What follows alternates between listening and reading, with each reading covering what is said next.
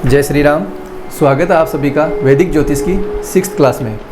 इससे previous class में हमने ये जाना था कि जन्म कुंडली कैसे देखते हैं, जन्म कुंडली में एक व्यक्ति का व्यक्तित्व है कैसे देखें, कि उसका बिहेवियर कैसा है, उसके देखने में हेल्थ कैसी रहेगी, उसकी स्ट्रेंथ क्या रहेगी, ये सब हमने जाना। आज हम ये देखेंगे कि जब भी आप जन्म कुंडली देखो तो उसके अंदर आप अर्निंग सोर्स का कैसे पता लगाएं कि इस व्यक्ति की अर्निंग कहाँ से हो सकती है, इसके इनकम का सोर्स क्या बन सकता है। तो आज हम ये सीखेंगे कि जन्म कुंडली देखकर हम कैसे पता लगा सकते हैं कि इस व्यक्ति का इनकम का सोर्स क्या हो सकता है। तो आइए शुरू करते हैं।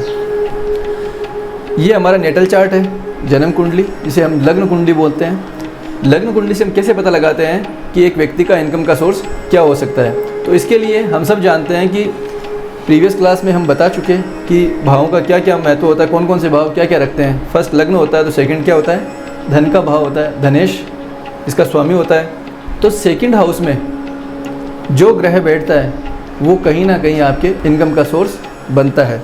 कोई ग्रह नहीं बैठा हुआ है तो यहाँ पे जो राशि है उस राशि का स्वामी कौन से भाव में बैठा हुआ है। तो आज हम राशि के द्वारा जानेंगे कि इस लॉर्डशिप कैसे देखते हैं और कैसे पता लगाते हैं कि इसकी इनकम कहाँ से आएगी।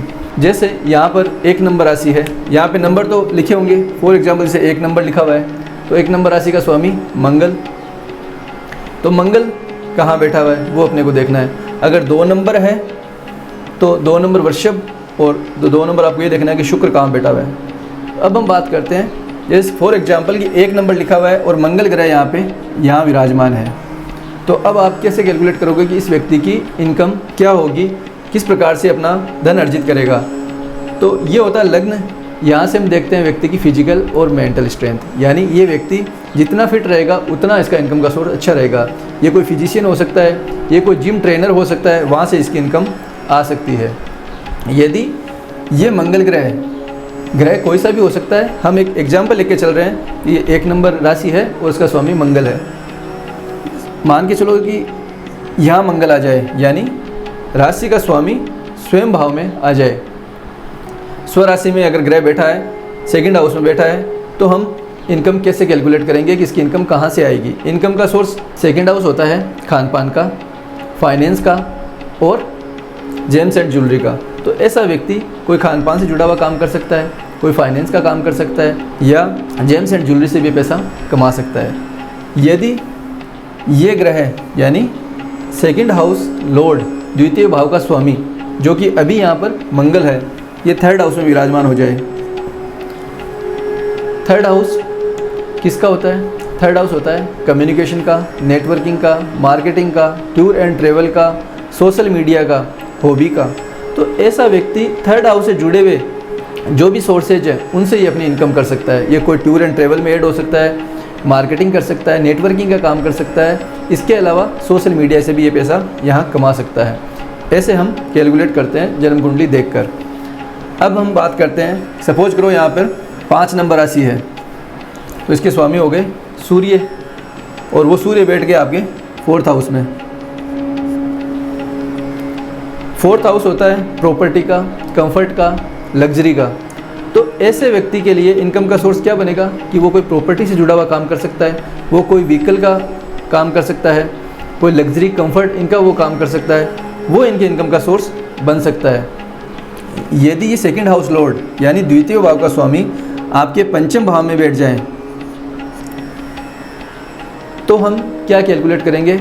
हम सब जानते हैं कि पंचम भाव किसका होता है, एजुकेशन का होता है, स्पोर्ट्स का होता है, क्रिएटिविटी का होता है, आर्टिस्टिक टैलेंट का होता है। तो ऐसा व्यक्ति एजुकेशन से अर्निंग कर सकता है, कोई स्पोर्ट्स का काम करके वो अर्निंग कर सकता है, अपना कोई आर्टिस्टिक टैलेंट हो उसके द्वारा वो पैसा अर्जित कर सकता है। इस प्रकार से हम ये कैलकुलेट कर सकते हैं।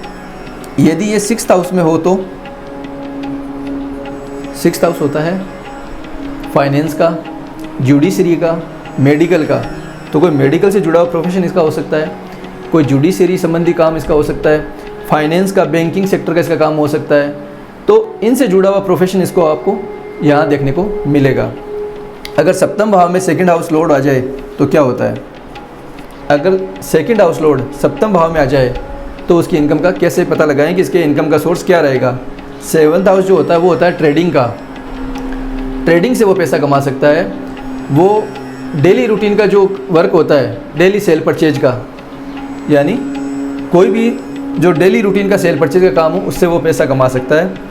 और यहाँ से बिजनेस देखते हैं तो व्यक्ति इस भाव से जुड़ा हुआ जो ग्रह बैठेगा उस कारक तत्व से जुड़ा हुआ बिजनेस भी वो कर सकता है।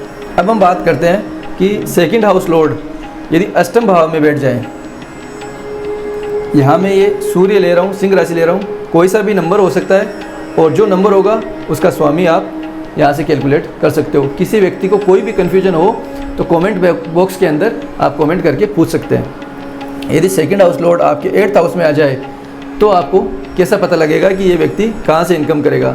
8th हाउस क्या होता है?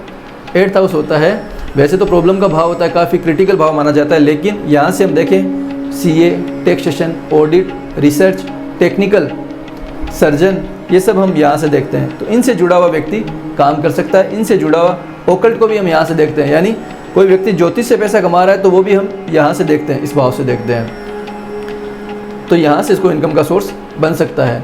इन लॉज का भी भाव ये होता है, तो यदि ससुराल से कोई इनकम आ रही है तो वो भी हम यहाँ से देख सकते हैं।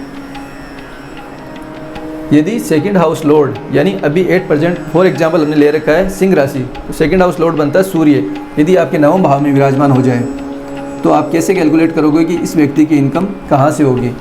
9वां भाव जो होता है वो फादर को रिप्रेजेंट करता है, वो धार्मिक एक्टिविटी को रिप्रेजेंट करता है, वो हायर एजुकेशन को यानी टीचिंग को भी ये रिप्रेजेंट करता है। तो वो व्यक्ति कोई बड़ा प्रोफेसर हो सकता है, वो पिताजी से जुड़ा हुआ कोई कार्य कर सकता है, या फिर धार्मिक एक्टिविटी में इन्वॉल्व होकर उनसे वो अपना धन अर्जित कर सकता है।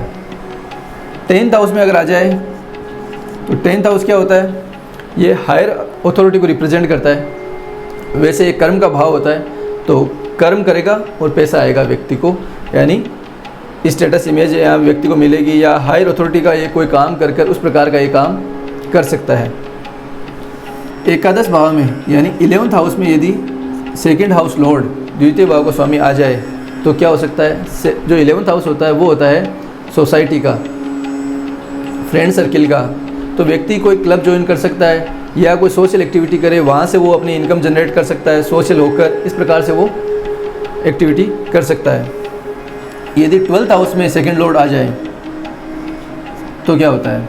12th हाउस रिप्रेजेंट करता है फॉरेन को, यानी विदेश को, इन्वेस्टमेंट को, हॉस्पिटल को।